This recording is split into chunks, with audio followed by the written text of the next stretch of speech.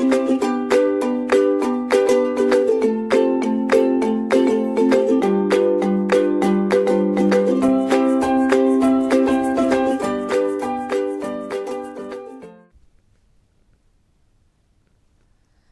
my dear students, my name is Neha Yadav and I am Assistant Professor in Noida Institute of Engineering and Technology, Pharmacy Institute, Greater Noida.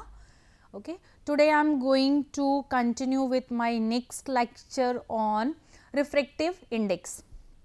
Okay. I am talking about the refractive index in my today's class.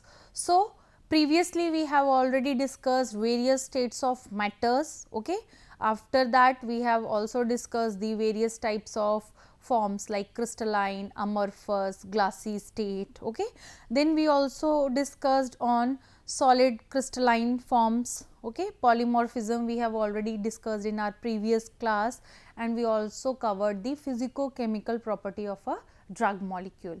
So, physico-chemical property in our earlier class we discussed, that is the physical as well as the chemical property of a particular drug molecule, in which we have solubility, partition coefficient, surfactant, okay, complexation. These are things which we have already covered in our previous classes. So, in my today's class I am going to cover the topic, that is refractive index. Okay. So, moving with this topic, I would like to introduce the introduction of refractive index. What do you mean by refractive index? Light which passes, okay, more slowly through a substance than through a vacuum. A light enters a denser substance, the advancing waves at the interface are notified by being closer together owing to their slower speed and shorter wavelength.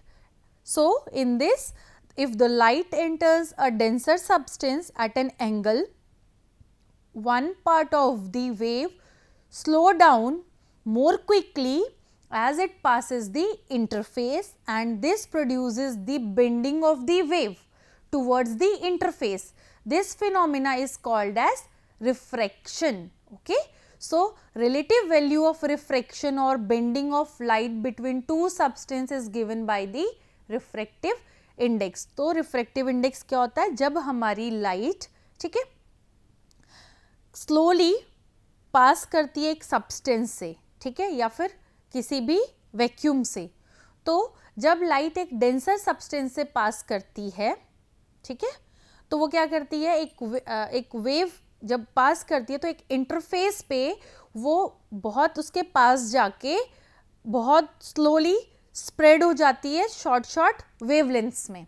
ठीक है, तो जो light बहुत छोटे छोटे parts में हो जाती है उसके बाद वो स्लोली आती है, और पार्ट्स पे आने के बाद जैसे ही वो स्लो डाउन हो जाती है more quickly when it passes to the interface. जब वो इंटरफेस को पास करती है तो वो और स्लोली, मतलब स्लो होते होते जल्दी से मूव कर जाती है, and this produces the bending. तो ऐसे आ रही होगी तो आपकी वेव बेंड हो जाएगी likewise in any of the direction, and towards the interface it bends towards the interface. इस फिनोमिना को हम रिफ्रैक्शन बोलते हैं, आके लाइट को रिफ्रेक्ट हो जाना. ठीक है, सो द रिलेटिव वैल्यू होती है रिफ्रैक्शन की, वो या फिर बेंडिंग ऑफ लाइट की किन्हीं भी दो सब्सटेंस के बीच में, उसको हम रिफ्रैक्टिव इंडेक्स से कैलकुलेट करते हैं. Now what is the law of refraction? Law of refraction क्या है आपका? Here Snell's law states that refractive index, that is n, of a liquid as a constant ratio of the angle of incidence to that of the refraction. It is given by refractive index is equals to n is equals to sin I upon sin r. This is called as Snell's law. Snell's law क्या है? Snell's law states that the ratio of the sines of the angle of incidence, okay, and refraction is equivalent to the ratio of velocities in the two medias, okay, or equivalent to the opposite ratios of the incidence of refraction. Okay. So, here the refractive index is a characteristics of liquid, okay, According to the wave theory, the velocity of the light decreases when it passes from a rare medium through a denser medium. तो जब light आपकी rare medium से denser medium में जाती है तो उसकी velocity जो है वो डिक्रीज हो जाती है. Okay, so n is equals to velocity of the light in first substance, it is divided by the velocity of light in your second substance, in which sin I is the sign of angle of incidence ray of light and sin R is the sign of angle of refractive ray. Here it is incidence ray and it is refractive ray, that's why it is written as sin I and sin R. It is the ray of incidence of light and this is the sin R is the ray of refraction and this is the I is the incidence ray. सो किस velocity से light पहले substance पे आती है और किस velocity से light second substance पे आती है, ठीक है. तो इसी में आपका जो sine of angle of incidence ray that is sine I and sine R is the sine angle of refractive rays. Normally the numerator is taken as the velocity of light in air. Numerator क्या है हमारा, refractive का, refracted raise का, तो उसको हम हमेशा क्या ले लेते हैं as the velocity of light in air and denominator is the material being investigated. So denominator हमारा जो है रिफ्रैक्टेड रे वो हम अपना आइडेंटिफाई करते हैं और न्यूमरेटर है हमारा इंसिडेंस रे, उसको हम लाइट की वेलोसिटी, मतलब कि जब आपकी लाइट आती है, ठीक है, फॉर एग्जाम्पल मान लीजिए यहाँ से ये एक आपका डेंसर मीडियम है, यहाँ से एक इंसिडेंस रे आई, आने के बाद दिस इज योर साइन आई, ठीक है, कि वो कितनी वेलोसिटी से आ रही है, उस वेलोसिटी से आने के बाद जैसे ही वो इस मीडियम में जाएगी, डेंसर मीडियम होगा या वैक्यूम होगा, ये यहाँ से डिफ्रेक्ट होना शुरू करेगी. So this is the phenomena which we have to calculate the refraction of light. Okay, so numerator is taken and this is the denominator. Numerator is taken, okay, we take the numerator as the velocity of light in this. इसमें हम देखेंगे कितनी velocity से light आई है, तो इसको हम numerator consider करते हैं and denominator that is refracted ray, इसको हम इन्वेस्टिगेट करते हैं. Okay, that is refractive index. Now refractive index और index of refraction of a substance is a measure of the speed of light in a substance. It is expressed as a ratio of the speed of light in vacuum related to that in the considerable या considered medium. Okay, now refractive index. A simplified mathematical description of refractive index is n is equals to velocity of light in a vacuum or velocity of light in a medium. So hence the refractive index of water is 1.33, meaning the light travels 1.33 times as fast in a vacuum than it does in water. So refractive index की अगर हम बात करते हैं mathematically, अगर हम इसको describe करना चाहें तो n is equals to velocity of light in vacuum और अब divided by velocity of light in medium. जैसे कि वाटर का रिफ्रैक्टिव इंडेक्स अगर हम देखें तो वो है 1.33, मीनिंग अगर लाइट हमारी ट्रेवल करती है पानी में तो meaning that light travels 1.33 times as faster in vacuum than it does in water. पानी से ज़्यादा वैक्यूम में 1.33 की स्पीड से ज़्यादा वैक्यूम में आपकी लाइट ट्रेवल कर जाएगी. So what is the mechanism of interaction as follows. First, when incidence light strikes a liquid, the light protons interact, okay, with the molecules causing imbalance of electron cloud. By this what happens? Induced dipoles are generated, ठीक है, due to that induced dipoles are generated. Now since a part of the supplied energy is spent, the velocity of light in that liquid decreases. According to the science, the supply energy is spent and the velocity of light in that liquid decreases. जितनी energy चाहिए थी, है ना, light को भेजने के लिए या वेलोसिटी जितना चाहिए वो मिल गई और आपका जो लिक्विड है वो धीरे धीरे डिक्रीज कर गया. Greater the refractive index of liquid, okay, the greatest the dipole induction, जितना ज़्यादा रिफ्रैक्टिव इंडेक्स होगा उतना ज़्यादा आपका डायपोलर इंडक्शन होगा। सो रिफ्रैक्टिव इंडेक्स का इम्पोर्टेंस क्या है? Importance of refractive index is the refractive index of a material medium is an important optical parameter since it exhibit the optical property of the materials. Okay, its values are often required to interpret various types of spectroscopic data. Okay, it is used to calculate the focusing power of lenses and the dispersive power of the prism. So, in this the refractive index coefficients are important parameters in the design of a solid state lasers. So, in adulteration problem is increasing day by day and hence simple, automated and accurate measurement of the refractive index of material is of great importance of these days. तो होने क्या लगा है कि बहुत ज़्यादा adulteration होने लगी है। अडल्ट्रेशन प्रॉब्लम्स के साथ ही हमें क्या दिन पर दिन सिंपल या फिर ऑटोमेटिक या एक्यूरेट मेजरमेंट जो है हमारी रिफ्रैक्टिव इंडेक्स की वो बहुत ज़्यादा बढ़ती जा रही है। ठीक है, refractive index, that is RI, it detectors is designed for high performance liquid chromatography application. refractive index detectors जो होते हैं वो हमारे HPLC के लिए डिज़ाइन किए जाते हैं. It provides sensitive, okay, sensitivity, stability and reproducibility of the analysis of components with limited or no UV absorption. तो जो आपके HPLC के डिटेक्टर्स होते हैं उसमें आपके क्या है, रिफ्रैक्टिव इंडेक्स डिटेक्टर्स होते हैं जो कि डिज़ाइन किए जाते हैं according to the high performance liquid chromatography के लिए.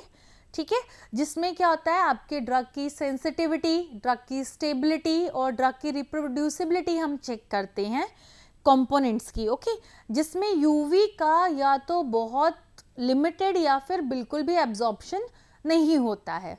So, various methods and techniques for the measurement of refractive indices of liquids, solid and gases are there.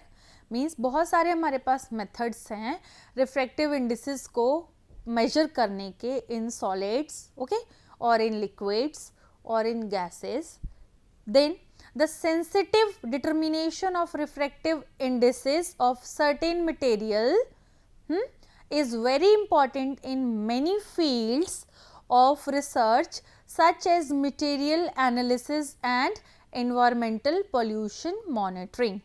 तो जो हमारा sensitive determination है refractive index का, sensitive determination of refractive indices कुछ materials की वो बहुत ज़रूरी है. ठीक है, in various fields, जो कौन से fields की बात हम कर रहे हैं, like in the analysis of materials for research field as well as environmental pollution monitoring कि environment में pollution कितना ज़्यादा हो रहा है. Refractometric measurements are used for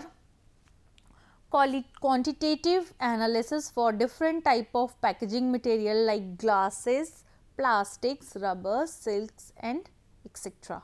So refractometric measurements जो है वो उसको हम क्वालिटेटिव एनालिसिस में यूज़ करते हैं different types of packaging material में. और हमारा मटेरियल जो है वो क्या क्या है, either it is a glass, it is a plastic और इट इज़ अ रबर और it is a silk. So next we have what are the factors which influencing the refractive index. So here I am discussing about the factors which influencing the refractive index. The first thing is that refractive index varies with wavelength of light and temperature. तो जैसे जैसे light की wavelength कम ज़्यादा होगी आपका refractive index कम ज़्यादा हो जाएगा. ऐसे ही सेकेंड चीज़ है, जैसे जैसे आपका टेम्परेचर कम ज़्यादा होगा आपका रिफ्रैक्टिव इंडेक्स क्या है, कम ज़्यादा होने लगेगा. And it is represented by a symbol n to the power 20 by d. So the symbol indicates that refractive index has been determined by 20 degrees Celsius using D-line emission of sodium at 589 nanometers. Okay, so the symbol indicates the refractive index. ठीक है, जिसमें क्या 20 degree Celsius पे हम D line emulsion के through sodium का 589 nanometre पे refractive index check कर सकते हैं. Most refractometers have provision of a jacket which surrounds the prism system for water circulation. बहुत सारे रिफ्रैक्टमीटर्स में क्या है, एक जैकेट्स लगी होती हैं उनके आसपास, जिसकी वजह से क्या होता है, वो वाटर सर्कुलेशन को एक प्रिज्म सिस्टम में प्रिवेंट करके रखता है. Then the sodium D line okay is maintained using sodium vapour lamp. जो हमारी सोडियम डी लाइन है उसको हम किससे मेंटेन करते हैं, सोडियम वेपर लैम्प से. Next, the refractive index decreases with the increase in wavelength of the light used. तो रिफ्रैक्टिव इंडेक्स हमारा कैसे कैसे कम हो जाता है, जैसे जैसे हम वेवलेंथ ऑफ लाइट को यूज करते जाते हैं. दैट मीन्स जैसे जैसे लाइट वेवलेंथ इंक्रीज करती जाती है, रिफ्रैक्टिव इंडेक्स आपका डिक्रीज होता चला जाता है. The refractive index of liquid decreases as the temperature increases. वहाँ पे वेवलेंथ इंक्रीज हो रही थी, है ना, यहाँ पे रिफ्रैक्टिव इंडेक्स लिक्विड का कम होता जाएगा जैसे जैसे टेम्परेचर बढ़ता चला जाएगा. Next, for measuring the refractive index of gases pressure should be held constant. अगर हमें रिफ्रैक्टिव गैस मतलब इंडेक्स गैसेस का मेजर करना है तो उस कंडीशन में हमें प्रेशर को कांस्टेंट रखना होगा. We have to held the pressure constant. Okay, so next we have some of the application of refractive index. So what is the first application of our refractive index? It is used to identify a substance. पहली application क्या है refractive index की, अगर हमें किसी भी substance को identify करना है तो हम उसके लिए refractive index को यूज करते हैं. Okay, then the purity of substance can also be measured by refractive index. अगर हमें किसी भी सब्सटेंस की प्योरिटी को मेजर करना है तो we can measure the purity by the refractive index. Okay, next we have the concentration of a substance. ठीक है, सब्सटेंस का कंसंट्रेशन क्या है, which dissolved in a liquid. Okay, it is also been determined by the refractive index. तो substance किस किस concentration के हिसाब से डिसॉल्व होते हैं. The concentration of substance dissolve in a liquid, कितनी कंसंट्रेशन का सब्सटेंस है वो लिक्विड में डिसॉल्व हो जाएगा या नहीं हो जाएगा. We can also identify this by the refractive indexes. Okay, then the dielectric constant can be determined. जो डाइलेक्ट्रिक कांस्टेंट है उसको हम कैसे डिटरमाइन कर सकते हैं, refractive index से. okay, so the dielectric constant can also be determined by the refractive indexes. Next, dielectric constant is greater when dipole interaction with light is large. तो dielectric constant क्या है हमारा, जब जब बड़ा हो जाएगा, जब जब हमारा dipole interaction बहुत ज़्यादा हो जाएगा. dielectric constant always greater when the dipole interaction with liquid is larger. The molar polarizability of a substance can be determined. जो molar polarizability होती है किसी भी substance की, वो भी हम कि कितना जो molar drug है वो polarize हो जाएगा, वो भी हम refractive index से पता करते हैं. Okay, it is helpful in calculating. Okay, it is helpful in calculating the molecular refraction without conducting the experiment. हम बिना experiment किए भी किसी भी drug का molecular refraction जो है उसको calculate कर सकते हैं by the refractive indexes. Okay, now what is molar refraction? Molar refraction is that it is related to both the refractive index and the molecular property of a substance being tested. तो molar refraction क्या है आपका? Molar refraction is that कि इसमें आप जो भी आपका ड्रग है, ठीक है, जो भी आपका ड्रग है उसको आप मोलर रिफ्रैक्शन चेक कर सकते हैं, reflective index of a molecular property of a substance being tested. Next, molar refraction is characterised of a liquid and independent of temperature. किसी भी लिक्विड का ये कैरेक्टरिस्टिक होता है और ये टेम्परेचर के इंडिपेंडेंट होता है। Molar refraction is essentially and additive and constitutive property. Molar refraction क्या है आपका? एक एडिटिव होता है और इसकी कंस्टिट्यूटिव प्रॉपर्टी होती है। Okay, the determination of molar refraction, okay, हम मोलर रिफ्रैक्शन को कैसे डिटरमाइन कर सकते हैं? The determination of molar refraction helps in confirming the chemical structure. तो जो आपका मोलर रिफ्रैक्शन है उसको हम क्या कैसे यूज करते हैं? The determination of molar refraction. अगर मोलर रिफ्रैक्शन को हम डिटरमाइन कर लेते हैं तो ये किस में हेल्प करता है? हमारे केमिकल स्ट्रक्चर्स को कंफर्म करने में। Okay, so this is the molar refraction. Now we have the determination of refractive indices. What is the determination of refractive indices? Several refractometers are available for the determination of refractive indexes. Okay, for example, Abbe's refractometer is a quick and convenient in instrumentation and small quantity of sample is adequate for the determination. So, Abbe's refractometer is a quick and convenient instrument which we use to calculate the refractive indexes. It is very in this sample जो हम use करते हैं that is in small quantity और इसमें जो adequate determination होता है आपका refractive index का।